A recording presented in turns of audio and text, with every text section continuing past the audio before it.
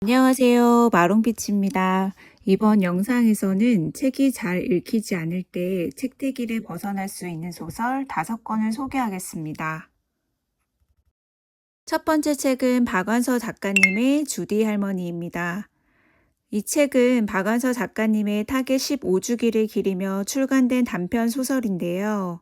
조금 특별한 점은 한국 대표 작가 31명이 박완서 작가님의 단편 97편 중에서 직접 추천한 작품들 가운데 베스트 10편을 골라 엮은 책입니다. 저도 박완서 작가님 작품을 꽤 많이 읽었다고 생각했는데 완전히 새로운 것들 뿐이더라고요.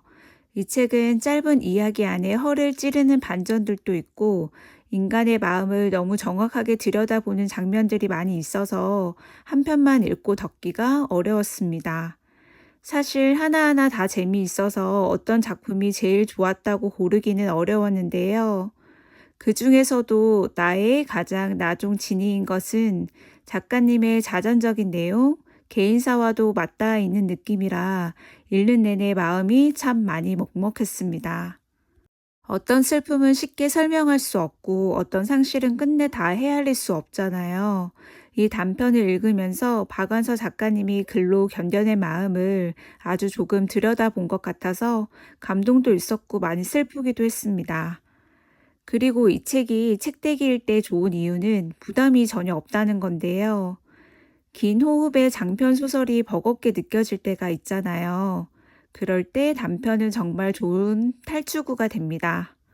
한 편만 읽어도 뭔가 한 권을 끝낸 것 같은 작은 성취감이 있었고, 이 책은 한 편 읽고 나면 이상하게 다음 편이 계속 궁금해졌어요. 책 읽기가 힘들고 뭘 읽어도 잘 안 넘어간다면 저는 이 책을 먼저 추천하고 싶어요. 박완서 작가님 책이 이렇게 재밌었나? 하는 생각이 들면서 다시 책장을 넘기게 해주는 책이었습니다. 다음은 다카노 가즈야키의 13계단입니다. 제가 읽고 나서 생각이 조금 바뀐 책인데요.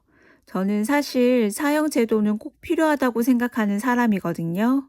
끔찍한 범죄를 저지른 사람에게는 그에 맞는 처벌이 있어야 한다고 생각했고, 피해자와 유족의 입장을 생각하면 더더욱 사형제도를 쉽게 반대할 수 없다고 느꼈습니다. 그런데 이 소설을 읽으면서 처음으로 이런 생각이 들었어요. 만약 그 사람이 진짜 범인이 아니라면? 만약 수사 과정에서 무언가 잘못됐는데 그 사람이 사형을 당해버렸다면? 그때 우리는 그 죽음을 다시 돌릴 수 있을까? 책의 주인공 한 사람은 사형 집행에 참여했던 교도관이고 또 한 사람은 감옥에서 나온 지 얼마 안 된 전과자입니다.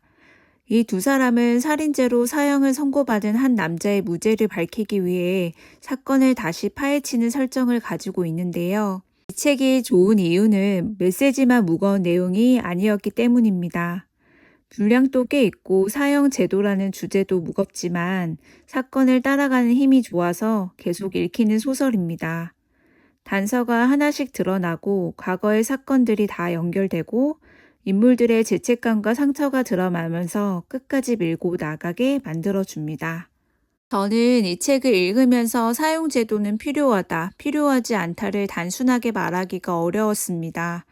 끔찍한 죄를 지은 사람을 용서하자는 이야기가 아니라 국가가 누군가의 생명을 완전히 끝내는 형벌을 내릴 때 단 한 번의 오판도 없어야 하잖아요.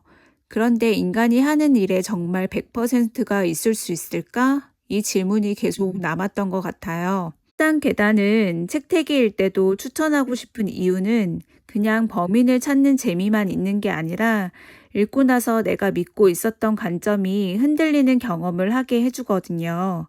느끼는 바도 정말 많고 정말 재밌었어요. 잘 읽히는 추리소설을 찾는 분들, 그리고 읽고 나서 오래 생각이 남는 책을 좋아하는 분들에게 추천하고 싶은 작품입니다. 이번에는 주제가 비슷한 2권의 책을 함께 소개하고 싶어요. 먼저 B.A. 페리스의 비하인드 도어와 콜린 후버의 우리가 끝이야입니다. 둘 다 데이트 폭력, 가정 폭력이라는 무거운 주제를 다루고 있는데요.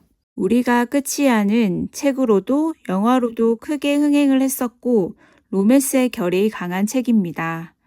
사랑이라고 믿었지만 데이트 폭력을 당하게 되고 거기서 왜 쉽게 빠져나오지 못하는지, 머리로는 알면서도 마음은 왜 따라오지 않는지, 그런 감정선을 굉장히 납득이 되고 세밀하게 표현하고 있어요. 그래서 읽다 보면 화도 많이 나고 답답하고 또 마음이 아파요. 감정적으로 정말 몰입이 잘 되어서 페이지가 술술 잘 넘어가는 책이었습니다. 반면 비하인드 도어는 훨씬 더 스릴러에 가까워요. 겉으로는 완벽해 보이는 부부가 있는데요. 좋은 집, 다정한 남편, 남들이 부러워하는 결혼 생활. 그런데 그 문 뒤에는 전혀 다른 진실이 숨어져 있습니다. 이 책은 사랑의 감정보다는 저 사람에게서 어떻게 벗어날 수 있을까 하는 긴장감으로 끌고 가는 책입니다. 그래서 저는 이렇게 나누고 싶어요. 혹은 가볍게 말하면 감정형인 분들은 우리가 끝이야 쪽에 더 흔들릴 것 같고요. 이성형인 분들은 비하인드 도어처럼 상황이 어떻게 풀릴지 따라가는 이야기가 더 잘 맞을 것 같아요. 두 책 모두 폭력을 다루고 있지만 결이 조금 다른데요.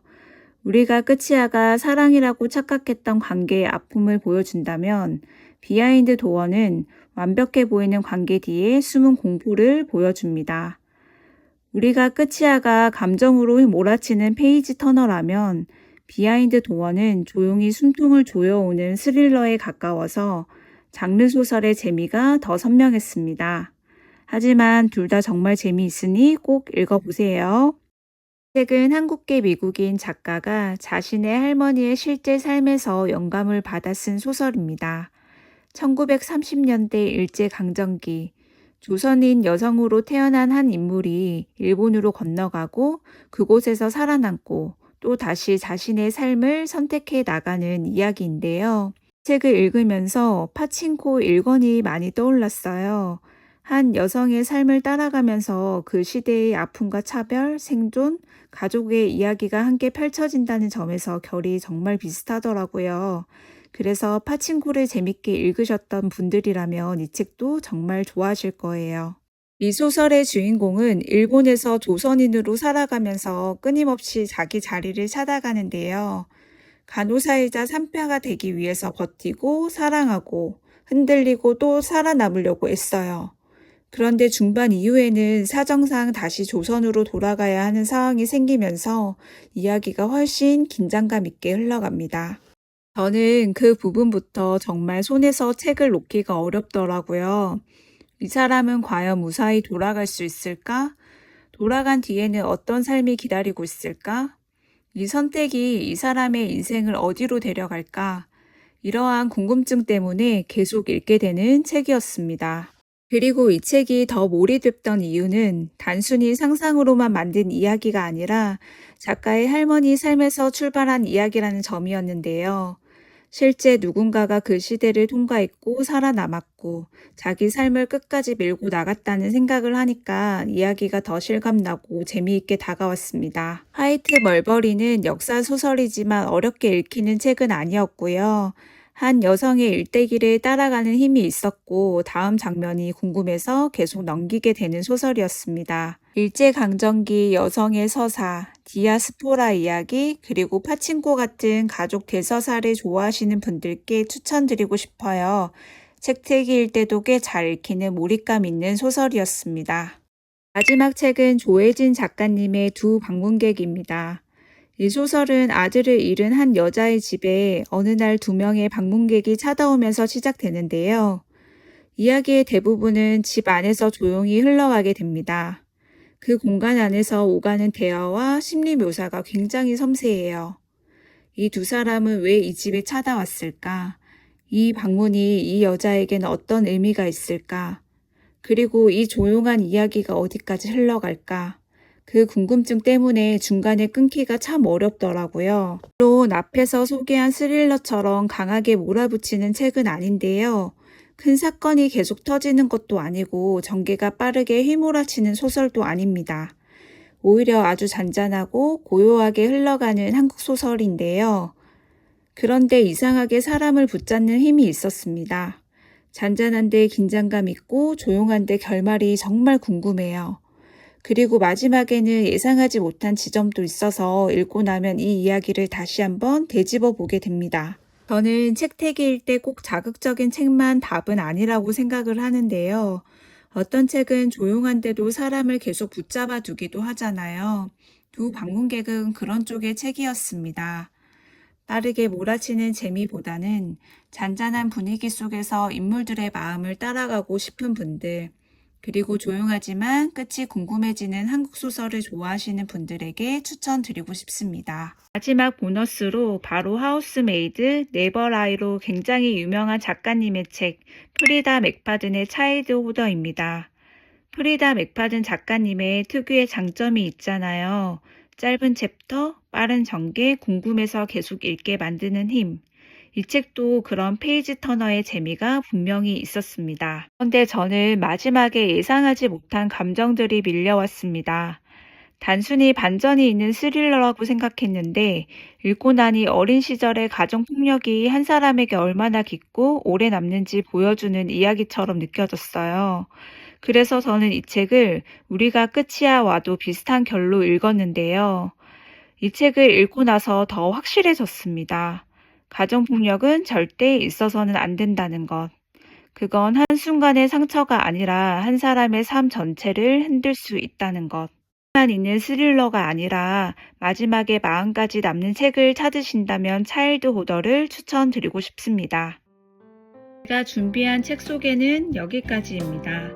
오늘 소개한 책들은 이미 많이 알려진 작가님들의 작품도 있고 한 번쯤 들어보신 책들도 있을 거예요. 그만큼 많은 독자들에게 읽힌 이유가 있고 재미도 어느 정도 보장된 책들이라고 생각합니다. 저도 한동안 책태기가 와서 책을 펼치는 게 쉽지 않았는데요. 그럴 때는 꼭 대단한 책, 어려운 책을 읽으려고 하기보다 일단 다시 책장을 넘기게 해주는 책을 만나는 게 중요하더라고요. 오늘 소개한 책들 중 한 권이라도 이건 읽어보고 싶다 싶은 책이 있었다면 가볍게 한번 시작해 보셨으면 좋겠습니다. 책태기는 억지로 이겨내는 게 아니라 다시 읽고 싶어지는 책을 만나면서 조금씩 지나가는 것 같아요. 오늘 영상이 여러분의 책태기를 조금이나마 깨워주는 영상이 되었으면 좋겠습니다. 끝까지 봐주셔서 감사합니다.